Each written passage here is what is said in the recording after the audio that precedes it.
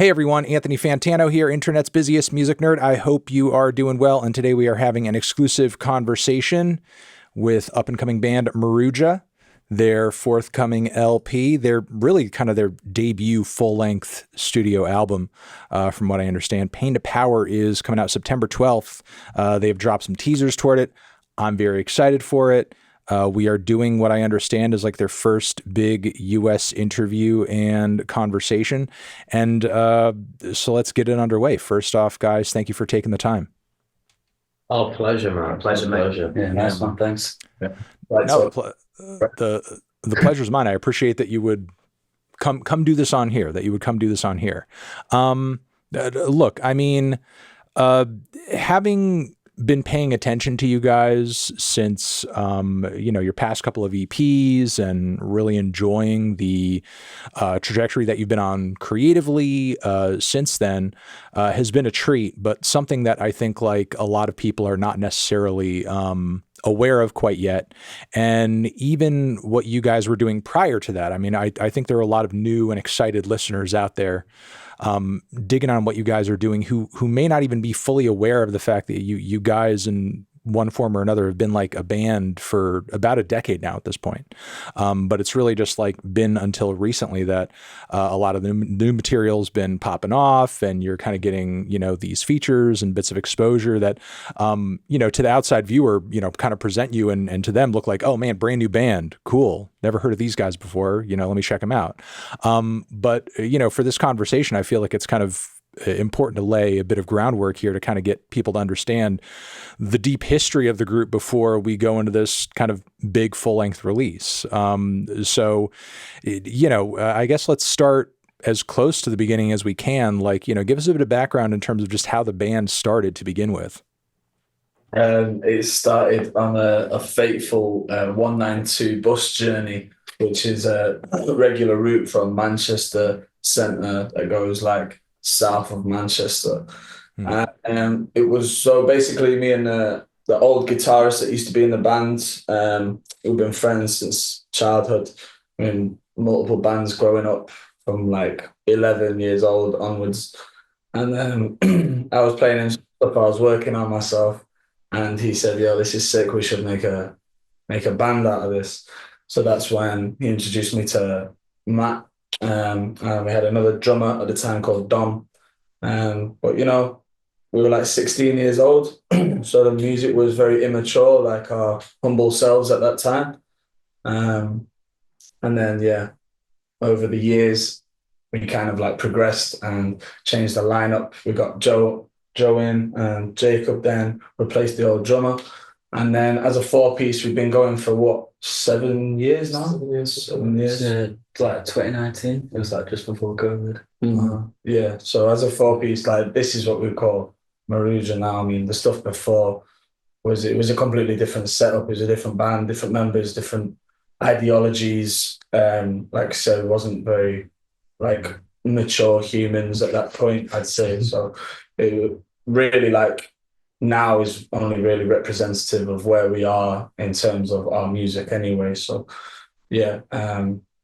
that's about it really, and I mean, it's like a pretty radical sound change from that point in time as well. I mean, which may be due in part greatly to like the lineup changes that you were just referring to. But, some of those earlier tracks and EPs saw you guys, toying with some of like the jazz influences and stuff that you certainly do now in your latest work, but also like there were cuts on there that were, I don't know, a bit funkier, maybe jam band parallel, some reggae touches here and there as well. You guys are kind of doing a little bit of everything. Yeah, for sure. The early days were very now like improvisation is such a spiritual like thing that we set out to do, and like we go into a room and it's very sort of healing for us. It's become this like huge thing in our personal lives that is like almost like a sort of religious thing that we do, and like helps us get over stuff going on in our personal life or whatever. But back in the day, it was like, have you seen this Red Hot Chili Peppers YouTube video? It was like, they're jamming, let's start making jamming. We were like, bim. But like that set us on a good path of sort of discovering our own approach of jamming, and like with the jazz influence, and like taking that kind of approach that was less, we're going to do this sort of thing, and more like we can do anything. That definitely set us on our way. But the early stuff was very, we were into like James Brown, we were into all sorts. So yeah, it's a bit funky. Yeah. You know, what would you say is a kind of like, I don't know, the realization or the revelation or the breaking point, the line drawn in the sand that sort of like brought you guys from if I remember correctly, is like that 2019 EP to Knocknery, because obviously like that's a pretty big stylistic shift between, you know, both of those projects. And as you were just like kind of saying, it's almost like the turn of a different chapter, you know, it's like we're jettisoning some of like the lighter and maybe kind of breezier elements of the band's sound, and we're heading into something that is like predominantly darker and, you know, a bit more ominous in tone. Like at what point did sort of the mood shift in a way to where it like really kind of just like I don't know, I liken it to an explosion, I guess, or like, you know, a phoenix rising from the ashes. It seems like there was a pretty big shift between those two releases. Mm-hmm. Yeah, well, I think as Joe was saying, like improvisation is kind of, it's always been like a core part of our music, even in like the kind of light-hearted, like funky era. But I think us four in particular, once the previous guitarist left, the four of us, and it was around that time anyway, the four of us were properly honed in on jamming. We just loved improvising all the time, like getting a phone, putting it in the middle of like the rehearsal room, hitting records, and then we'd play for like half an hour to an hour. And we just found that the more that we improvised together, the more we started honing in on something. There was just something different in the air with the music, and it was kind of like it was that spiritual thing that the fellas were on about, that we started to tap into that, and we started realizing, okay, there's something really powerful with this. Because at the time, writing kind of the funk influenced tunes, a lot of it was kind of catchy music, but we kind of wanted to somewhat get into radio and stuff like that. Like we wanted it to be like quite accessible music, but then the more we jammed, the more we realized fuck that. Like we like this style of like inaccessible, like horror that we're creating. And I think it's a mixture of that and just the landscape of Britain at the time. Like you had COVID was coming in, and we just had increasingly more tyrannical, like Tory governments that we were just very dissatisfied with. And this kind of all shaped together and molded into kind of what you see now with Knocknery, kind of like a lot more of a darker, but equally spiritual turn in our music. So there was like literally an ideological shift that everybody in the band was kind of going through at the time that sort of like started to seep into the music and seep into the kind of creative process. Yeah, sure. Yeah, what Matt was saying is when we first discovered like jamming, improvising, when it was just us four, there was kind of like maybe a few moments where we first discovered like flow state and subconscious communication that you have.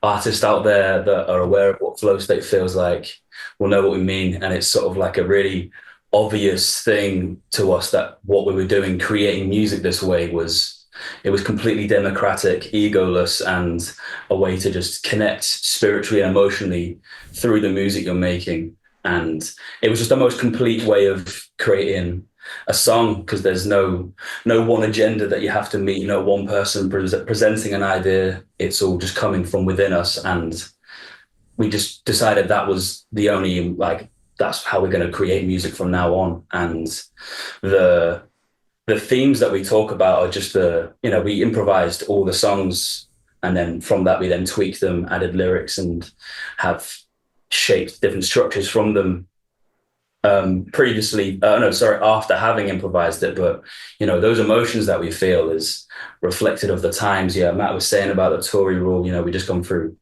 Brexit. We was having an increasingly more right-wing shift in politics, seeing lots of more blame on immigrants and migrant workers, and then like COVID happened. So it was really just an outpour of what we're seeing and living around us. And I think improvising is just a really pure vessel for translating those emotions into music. You're kind of talking about like the democratic creative process here, but like how exactly, I mean, I think we have like an idea of how that manifests in conversation, but like, how does that also manifest when you guys are like literally playing in the moment and maybe one of you has a random idea and you decide to just throw it out there? You know what I mean? Like, is there a way of sort of like, one person kind of does something and everybody follows in their direction in the moment and it kind of like goes from there, or maybe something gets thrown out and it doesn't quite take and it just sort of gets like, you know, thrown into the abyss and we're moving on to the next thing? Wow. Yeah, it's pretty accurate. We definitely like with the whole democratic thing, it is once you get locked into that, there isn't as much thought as that, to be honest. And you don't really, because it's equally about listening as much as it is about playing. So like you're so tapped into what else is going on that every decision you make is following or influenced by something that's come before it. Or you might make a little accident and like you'll then follow that. So it's less like, oh, I might throw this in here, and it's more like you're discovering together and pushing like yourselves with the energy in the room. And that has led to us like exploring really unique ways of approaching our instruments or really unique ways of transitioning from a certain sound into another sound. And with that approach, it just makes everything feel so cohesive, even though it can be like some of the wildest shit you've ever heard. It is still all in the same world and all perfectly fitting with each other because it's all spawned from each other, you know. Specifically Harry, because I kind of want to know how your lyrics play into this part of the band's creative process. I mean, obviously you guys have up until this point, and I'm sure we'll continue to emphasize the importance of, you know, improvisation and everything. And, you know, obviously one of your most recent EPs was, you know, this hugely instrumental improvisational release. And, you know, there was also that Vault project that you guys dropped that, you know, fans seem to be like loving the hell out of. But, you know, what kind of mind state or kind of planning do you guys go into when you kind of make that separation between we're going to do a jam, we're going to record something that's going to be completely improvised, versus we're going to move into something that is completely premeditated. We're laying lyrics to it. We're laying a message to it. And we're really like working out the structure and all of the finer details and everything like that. Yeah, I think a lot of the time we create. So like the boys were saying, the music is spawned from improvisation when we are literally just vessels for creative energy to flow through us. At that moment, we'll take the jam, we'll listen back to it and be like, yo, this 5 minutes here is like absolutely amazing. Let's do this for a song. And then we will tweak it and we'll be like, okay, well, we could have a verse here. Maybe this is a place for a chorus, or this is a bridge, or whatever it is. Sometimes we'll literally take the jam and just reenact the jam exactly how it is. And it's an instrumental, or I might then write lyrics on top of it. But often it's taking a jam and then manipulating it into a song format that is a little bit more digestible, potentially. And yeah, I'll then take away the landscape that we've created musically, and I will add my my lyrics message on top, depending on the sonics and how that's making me feel, what that is displaying to me creatively. Bases me in a place of like, okay, maybe it's about this topic or about this topic, or, you know, it really depends on what that song is giving to me, what the music that we've written, how that's like affecting me emotionally. So I try and write lyrics that are, you know, based in social topics that are deemed important to talk about, because in this day and age with politics the way they are, like the truth is very hard to find. So in those times, I think that it's up to the artist to try and like show their truth, because everybody else has got kind of like a hidden agenda when it comes to politics or governments, people with a lot of money. There's a lot of hidden agendas, whereas the artist is just speaking out of a necessity to express themselves. So I think that it's really important for the artist to be talking about these cultural matters whether it's, you know, mental health, whether it's about war, whether it's about solidarity, love. It's about, you know, trying to unify people and trying to reinstall power back into them, because I feel like we've been so disconnected in this culture from one another. Because fundamentally that's better for production and consumerism.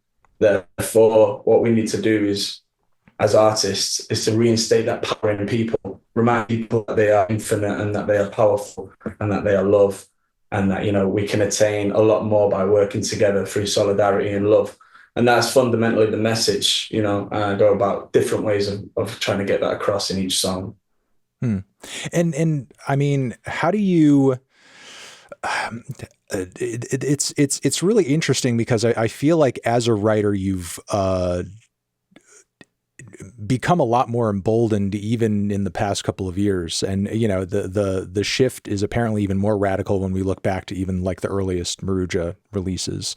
Like even looking back to your past couple of EPs, like, you know, was it at all personally like a challenge to, you know, write something that is as straightforward as like look down on us? You know what I mean? Like there's a pretty pointed political message there. There's like really no room for abstraction at all in terms of like, you know, who the us is, who's looking down on the us and why they are and what the source of all of that pain and anguish is. Like you're really kind of like grabbing the bull by the horns on that one and like not really leaving any sort of like room for interpretation. This is what I'm talking about. This is my target and I'm aiming at it and I'm just like firing away. Yeah, I think it's important to do both, you know, to be ambiguous and also be to the point. Because a lot of the time when a message is subjective, somebody can put their own personal interpretation on it, which will be integral for their state of mind in that moment. Whereas if I'm saying something as poignant as they look down on us, you know, that's a message that everybody can relate to and everybody can come together and sing the chorus on, because that's how everybody feels, you know, like the tech giants that tower over government laws. It's an absolute abysmal parade right now that we're experiencing, and everybody feels it and everybody's sick of it. So I'm trying to make things that will allow people to come together and remind them that they're not alone in the way they think and feel. They're just being told that they're alone and being forced apart from each other because it's easier. Like, yeah, it's better for production, like I said before, it's better for consumerism. It enforces the narrative of the capitalist world that we live in, you know. And so I think it's really important through lyrics to try and bring people together, whether that's on a subjective form or through a poignant, strong message that everybody can relate to. Specifically for Look Down on Us, we were getting into reading about Yanis Varoufakis. Yeah. He's got a book about techno-feudalism. And we've got other sort of like Noam Chomsky, Like Gary Stevenson, reading up on people that are providing a newer left-wing approach to reasons as to why our governments are acting such ways. And for Look Down on Us, it was the beginning of last year. We would come back and talking about like the state of the world. We had a little bit of a break and it was 2 years ago.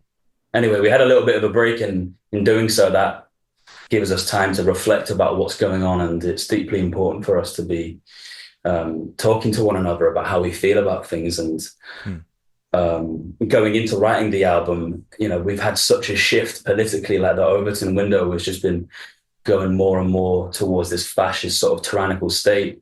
And as Harry said, it'd be really difficult to not speak about that because it affects us as humans emotionally and our friends and family around us. You know, you can't just ignore the things that are going on. That's it seems more crazy to us to be oblivious or to be ignoring things that are going on. So yeah, we talk about them and it bleeds into the raw emotion of the music. And Harry's able to really constructively bring out our emotions about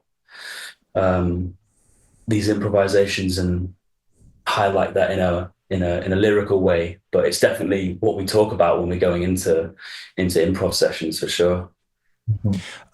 Kind of moving away from some like the, I don't know, hierarchical and systematic topics.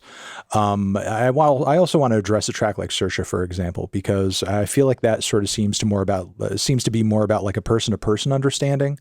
Um, in terms of just sort of like maybe not fearing the unknown, or maybe not necessarily coming from a place of judgment or hatred toward people who may seem different to you on the surface. That sort of seems like, where that song is coming from.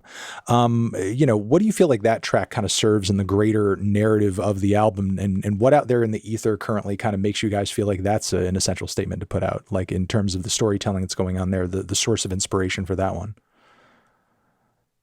Well, I mean, like it's our differences that are often put against us to try and make us fear against each other.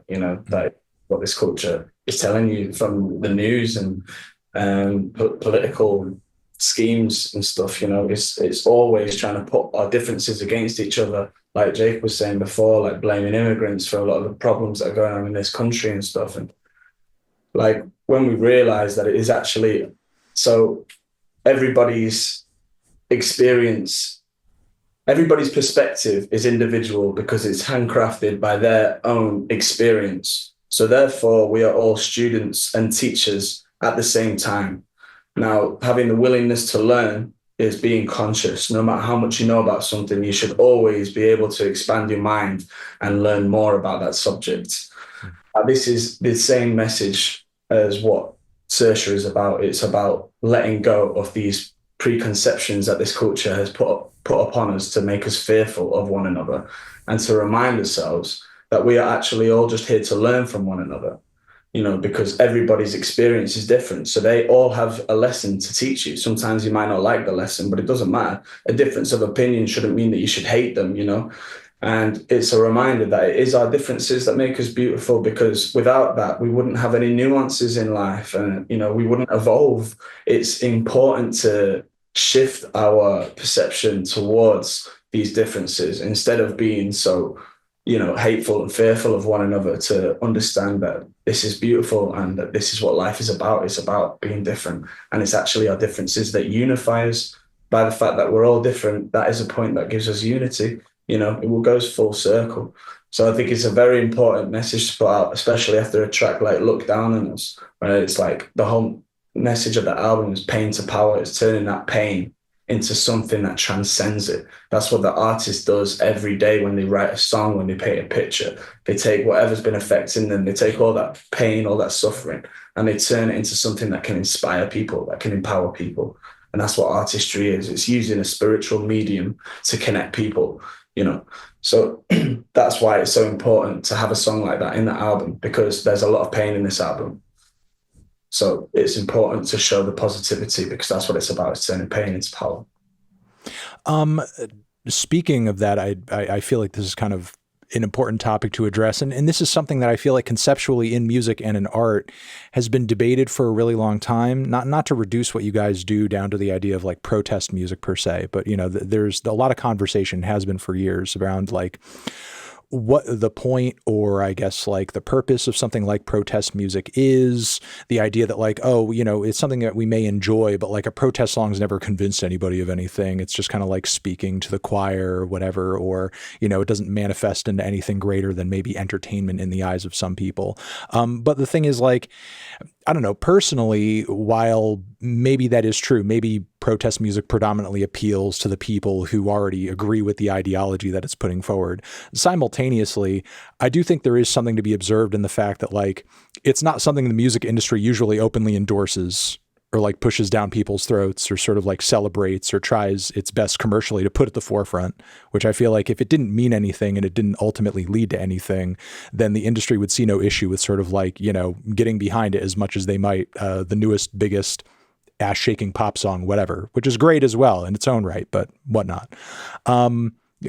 So I guess like I want to know in your own mind as a band who cares so much about the messaging behind what they're putting out there, like does that sort of culminate into anything greater than just an experience that the audience is having? Or do you guys personally feel like, no, like putting this out there, saying these messages, leading people to these thoughts, it actually does lead to something. It does actually impact sort of a greater, purpose, and we're trying to contribute to that.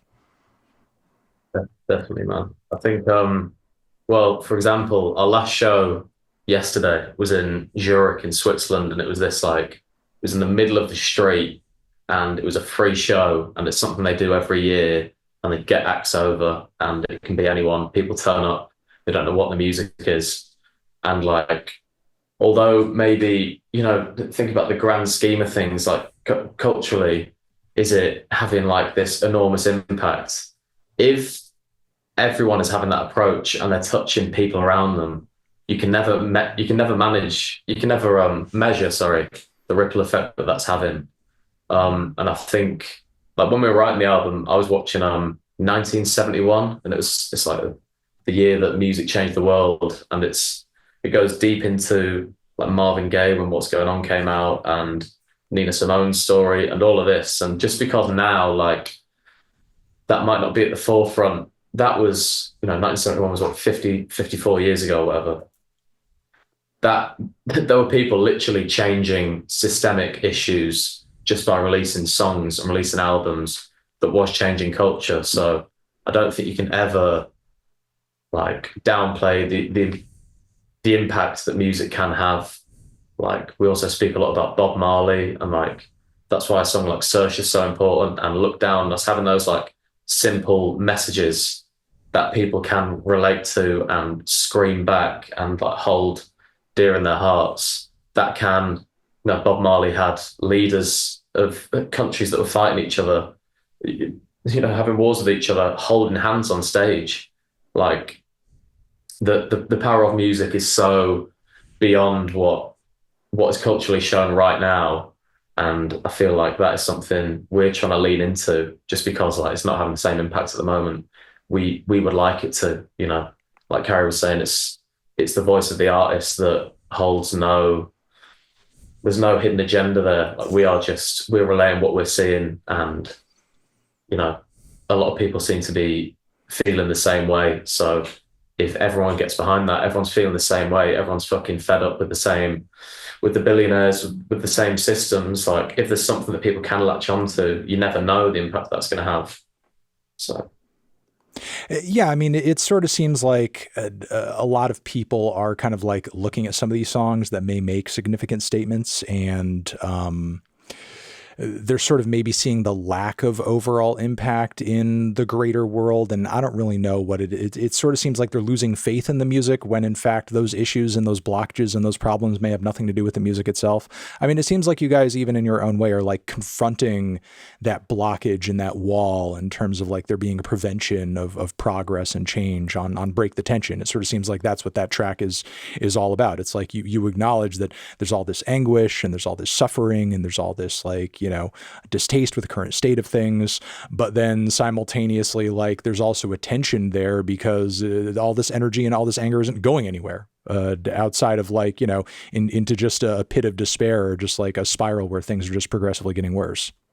Yeah, for sure. Like I definitely can see that frustration in a lot of artists and bands that we've kind of met that preach a similar message. But I think like the really important thing with artists to remember, and I know that kind of when we scream messages like this, we always get like, it feels like you can only do so much with your art, like as an art by itself. It feels like you can only do so much without actively like participating in like governmental change, for instance. But the important thing to remember is that kind of the more that it seems like things don't change when you scream, at the world to change, you can either kind of spiral from that and feel like, okay, well, it's useless, it's of no use, I'm just not going to bother. Or you can do the other one and say, well, if nothing's happening, I'm just going to scream louder. I'm just going to write more about this. I'm going to continue doing what I'm doing. And it's that kind of longevity thinking that really is kind of, it's what made bands such as Rage Against the Machine and artists like, Nina Simone and Marvin Gaye, the legends that they are to this day. They're revered for the message that they went all out on singing about and preaching about, even if no one heard about it, even if no one gave a shit about it. It's the effort that matters at the end of the day. And that's our collective ethos, really. Yeah, I mean, I think like it's important to remember because a lot of people experiencing the current day struggles of today aren't necessarily sort of like educated on the history of past sort of like political movements and revolutions and so on and so forth. And, often how those things are documented, it's all about sort of like some of the lead up to that point, but ultimately more like, the breaking point where whatever changes occurred as a result of it happened, very little of the time is documented or understood. Maybe the hopelessness everyone collectively may have felt in the face of this issue that eventually did sort of like might have gotten better in some form or fashion, whether that be civil rights or the Troubles or any sort of like revolutionary movement on the whole. And, I think maybe what people need to understand is like we're most likely going through a similar point now where things are going to feel like they're getting worse before they do get better in some form or fashion. But kind of referencing back to Rage there and maybe getting into some of the more musical ideas on the album, specifically going back to Look Down on Us, was there any point where, maybe everybody was sort of like looking at each other and kind of coming to the realization, like, boys, we're doing a bit of rap rock here. We're kind of bringing rap rock a little bit back on this one, which I mean, is sort of like, touching the third rail for some music listeners, but, maybe it's time for a little bit of a rap rock revisit. Yeah, should wait for the next single, man. Yeah, I mean, yeah.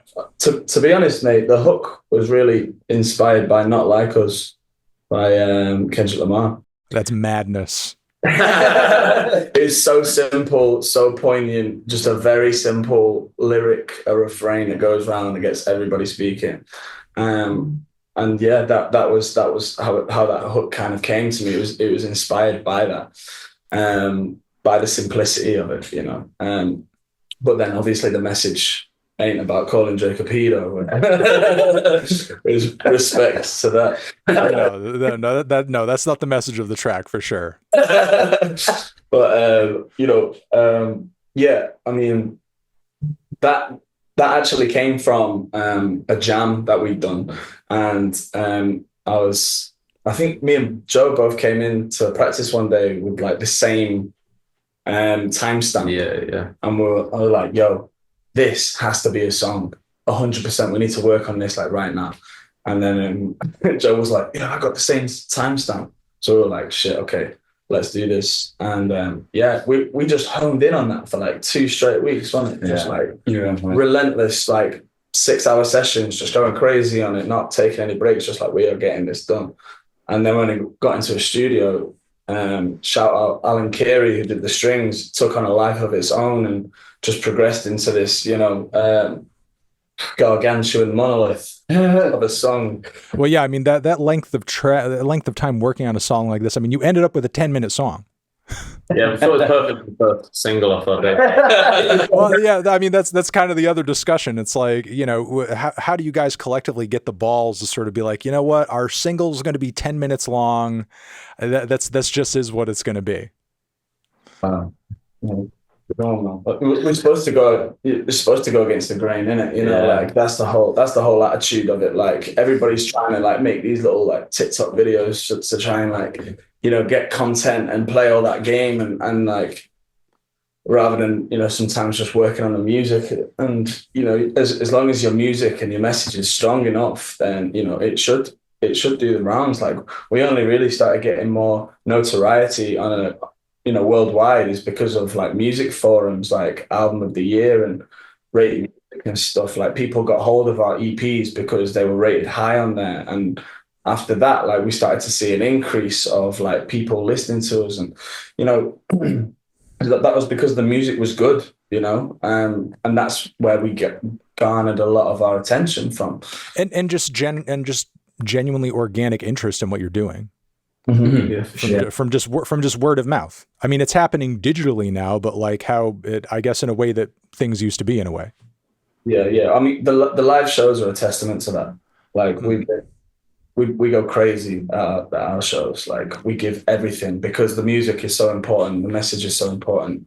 We need to try and allow ourselves to perform in a way that is reflective of the importance of that. So we hold nothing back and we let ourselves go to places that, you know, a lot of artists probably don't when they're on stage, because it's important for us to let ourselves go, because that reminds the audience that they can let themselves go. And then it's like a reflection of energy. So we're letting go, they're letting go. And that's where you can really like touch people's spirits and make a difference and bring people together. At the end of every single show, I get everybody to raise a fist in the name of solidarity and love. And when you see, you know, thousands of people stood there, all with the fist up, closing their eyes, all in the name of something that is deeply spiritual, which is, you know, the reason that we're here is to love, is to communicate, is to expand, you know, seeing that in its rawest form is like such a beauty to witness, because that is really what life is about. And that's what's being taken from us in this capitalist culture. Just to go back to, it was like your previous question about rap, like mixing rap with rock, like rap is like, it's always been a genre that we've looked up to and aspired to kind of portray in our music. I mean, Harry, he's like an avid lover of hip hop.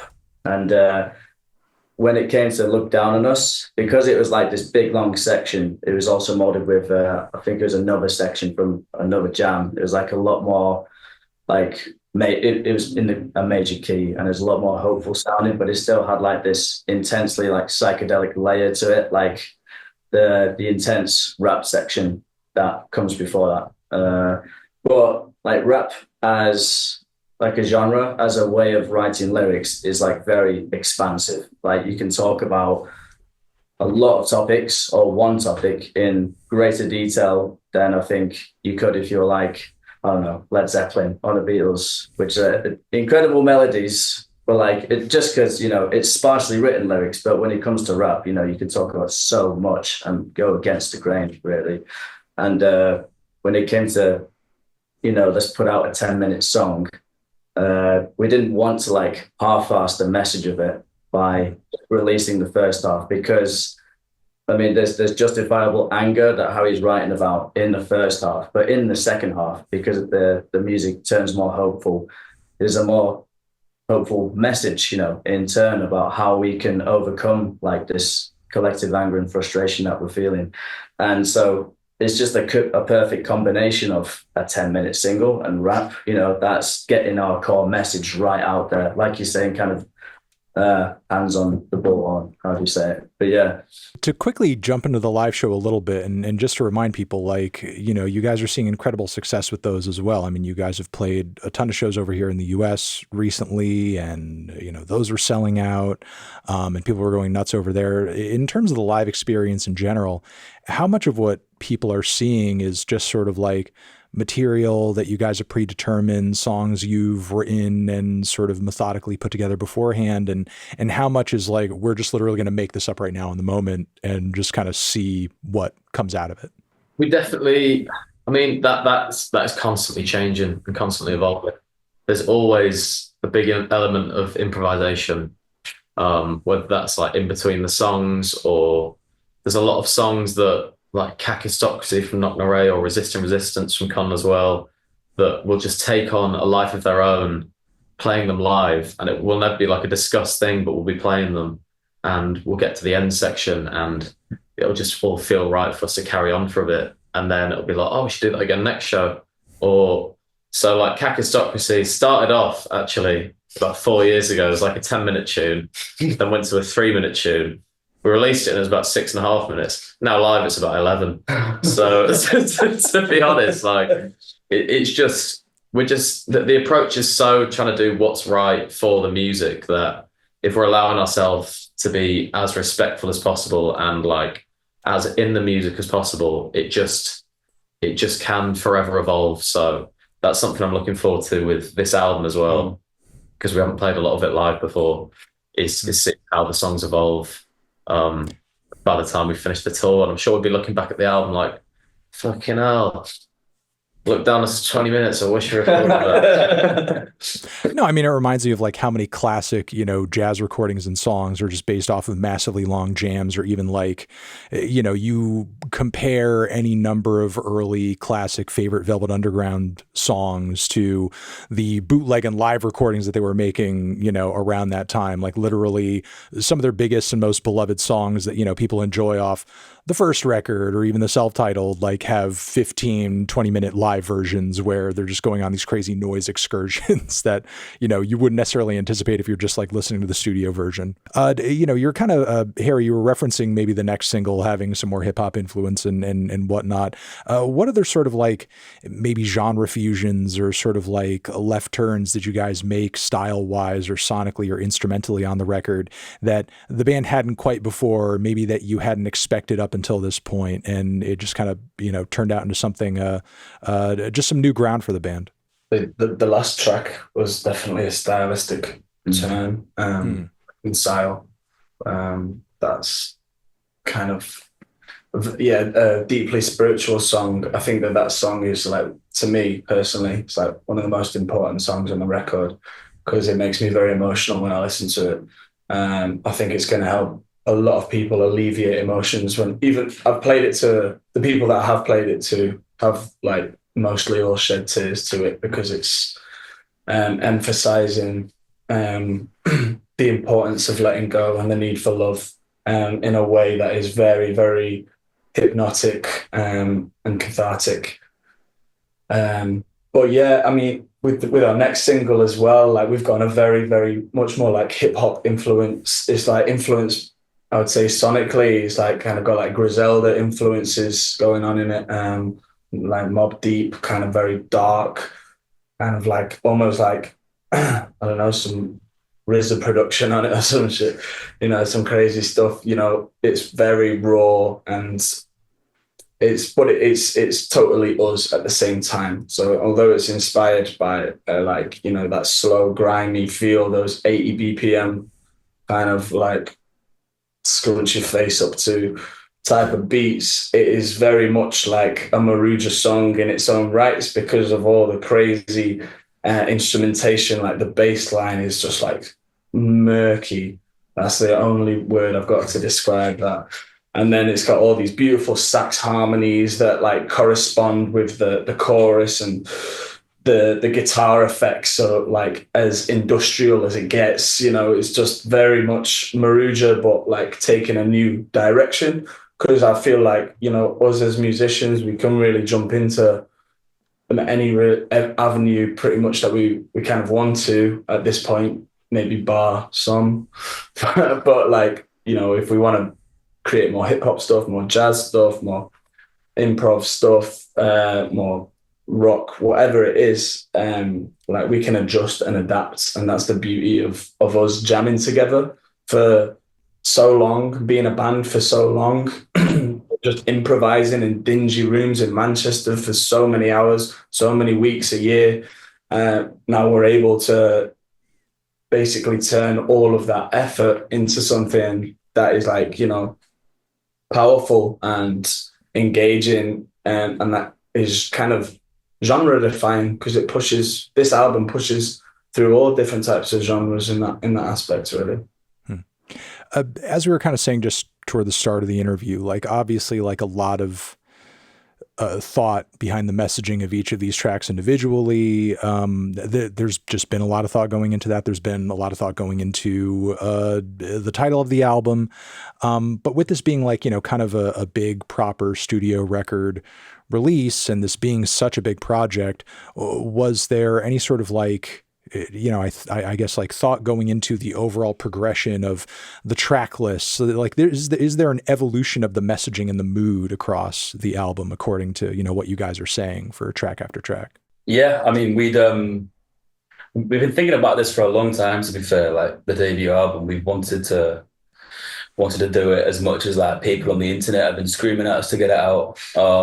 It's just taken time, money, and the ability to do it. It's a lot more effort than I think people realize. A lot of the time people are shouting at you, they expect you can just do it at a drop of a hat, but um the I way mean, I imagine the demand has been insane. It's funny. Like I look back to the first EP that I heard from you guys, and I don't know, maybe it's just because of my job or something. It doesn't feel like it's been that long, but I'm sure for you guys dealing with, your most passionate fans on a regular basis and hearing them be like, "Where's the album?" Like I'm sure it feels like maybe it's been longer than it actually has. yeah, and we recorded the first three tracks of Knock No Ray in 2021. So it's been a while, but yeah, the nature of the music industry means that because of streaming platforms,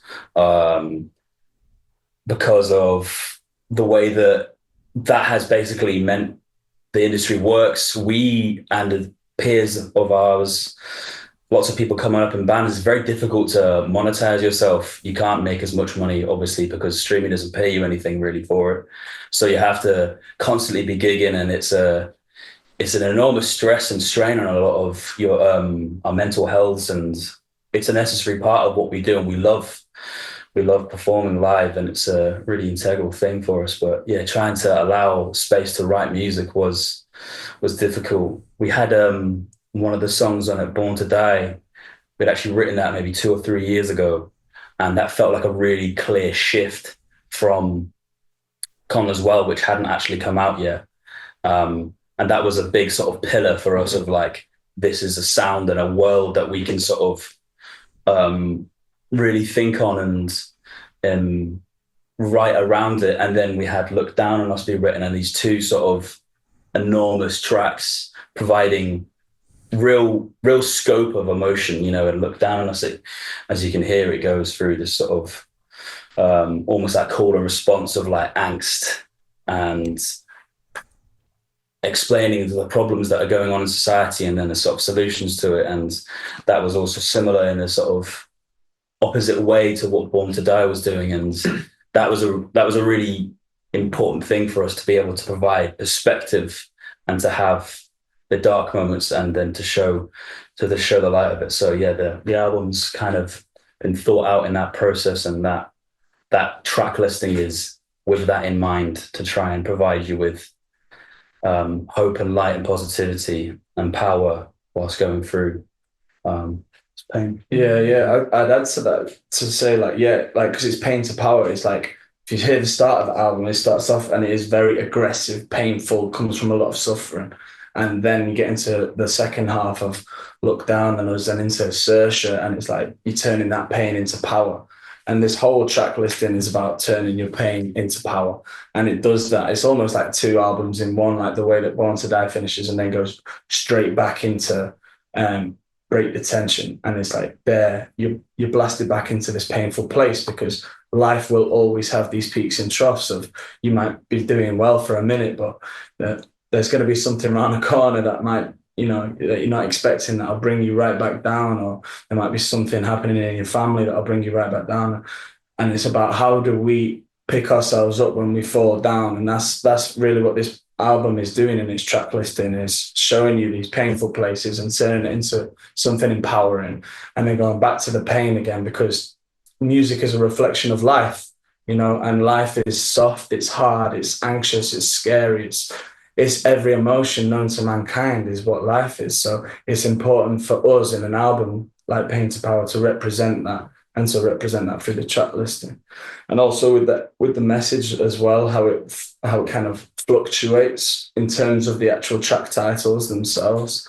Like, a lot of this album was written during like very pivotal changes in culture globally, like Trump coming into power for the second time in America, what was going on in Palestine. These were very, very prevalent subject matters and things that were taken into consideration whilst we were creating the album, because they were literally happening in real time as we were in the studio. So there's tracks like Trenches, which is the next single, which is a call for revolution. You know, this is about, there's a direct quote from Fred Hampton on there, which is, the people will not believe they are revolution. There will be no revolution until the people believe that they are revolutionary. So this whole song is about self-belief. It's about self-empowerment. It's about understanding that you can make the change that is desired in the world. But first of all, you have to take responsibility to be that change. So that's what that song is about. The hook is, I'll see you in the trenches, because that's where we're going to see people doing the groundwork. We'll see you at the protests. We'll see you at the festivals. We'll see you at the places where we can come together in moments of solidarity, where we can connect and we can inspire conversation that are going to make the changes, that are going to have a ripple effect throughout culture. And then after Trenches, which is a song about revolution and obviously references war with the hook, I'll see you in the trenches. The next song after that is Zaytun, which is the Arabic term for olive tree, which symbolizes peace. And then after that, it's the track Reconcile, because all we can do at those moments is to reconcile. You know, we can't carry on deliberating over the past, because the past is the past, and there has to be a moment in time where we all agree that now is the time for peace and forgiveness, and we'll let the past slide so that we can actually attain what's right for our children now. You know what I mean? So it has been thought out, the track listing, yeah.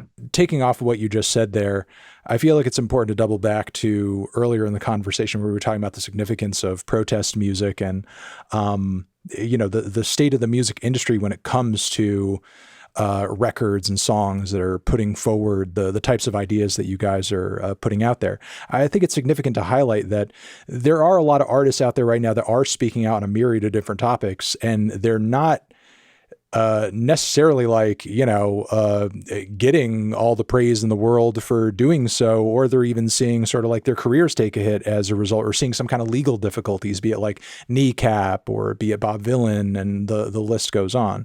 You know, as you guys are sort of like crafting the messages behind any of the songs on this record, or how you present yourselves live as well, like, is there any sort of anxiety or hesitance around like, you know, oh, if we say this or we say that, or if we draw attention to this issue, will there be some people in the music industry who, you know, crush us or give us a hard time because we're speaking truth to power or highlighting some issues that we believe in? I think maybe because we're seeing the consequences, it makes us more, it's almost a lesson to show us the importance of how we portray what we're doing and why we're portraying what we're doing. I think like in terms of it giving us a bit of like anxiety and stuff like that, to be honest, like the atrocities are so appalling that like it completely dwarfs any sort of like, oh, this is going to affect our career. Like we're not, you know, we're still in a very difficult position financially, trying to get things off the ground and stuff. But like it would be so against everything that we believe in, and yeah, those problems that we could face are really dwarfed by the actual problems that are going on themselves. And we are, you know, we are very aware of the impact it's having on artists that are speaking out. But like the other day, there's a organization I think they're from the UK called Palestine Action, and they're prescribed as a terrorist organization. And still every day there's people that are going with signs outside like Parliament or wherever going, we are against genocide, we support Palestine Action. And a lot of those, I think over 50% are like over the age of 60. And it's like, it's people that are kind of, you know, they're completely putting aside the personal impacts it's going to have. And like, even though they're one of 500, and if they didn't turn up, they could just get on with their own lives, they're all putting themselves in the firing line because they see the importance of what's going on. And the more people that do that, the less the powers that be are going to be able to stop it, you know. And all these things, we're aware, and a lot of people are aware, they're all distraction tactics. So our fundamental message is to give voice to the voiceless, especially with what's going on in Palestine and stuff. So yeah, like we're aware that this might jeopardize our visas, but like, you know, Yeah, there's a way of doing things that, in terms of like a legal point of view, isn't going to do that anyway. We can still get our message across in a peaceful way. Like we are aggressive in our personas on stage sometimes, but we're also very, there's a lot of like feminine energy as well that we bring to the stage, and it's very important to be reminding people that of the fact that we're not just doing this to spread like Anger. anger. It's not just about spreading anger, and like obviously like if you want to get in a mosh pit and go crazy, like respect to you, you get your emotions out, you get that energy out of you. That's what it's there to do, but it isn't just there for that. It's not just about being aggressive, it's also about embracing love. And there has to come a point where we have to be, the whole point of like generational growth is passing the torch. Like we have to be better than the last generation. Like we have to do what's right for each other. Like, and that only comes by like unifying people more. And I think that music is the one of the only mediums left that can actually do that. In this world, to be honest, music and love, that they feel like the only things left that are deeply spiritual. And through those mediums, we can inspire that change in people. And like I've always thought that music can change the world, and it has done in the past, and it will do, and it will continue to do. It's about that ripple effect. Doesn't matter if it inspires 20 people or 2 billion people, as long as you're making that ripple effect, that is what is important. And like, that comes with responsibility. Like we can't just keep on blaming everybody else and the world. Like, we talk about it in the lyrics, like they look down on us, but it's also about taking control. Like the second half is about taking the self-belief back, taking that self-empowerment back into yourself and believing that you are powerful enough to make a difference. Because then when we have that, that's when we can actually make a change. But first we need to inspire that change in people. We need to inspire that self-belief, that positivity in people to have that ripple effect, All right. Well, Maruja, I appreciate you taking the time and talking to me and letting me know about the songs, the record, just everything going on with the band. Thank you so much, man. Yeah, And again, thank you for the opportunity. First US interview. Huge. Of course, we've literally been watching you for 15 years. So you're saying biggest influence on the new album, Anthony Fantano, is what you're saying. Right up there. We're confirming that right here. Okay. Good to know. All right. Thank you guys very much. Have a good one.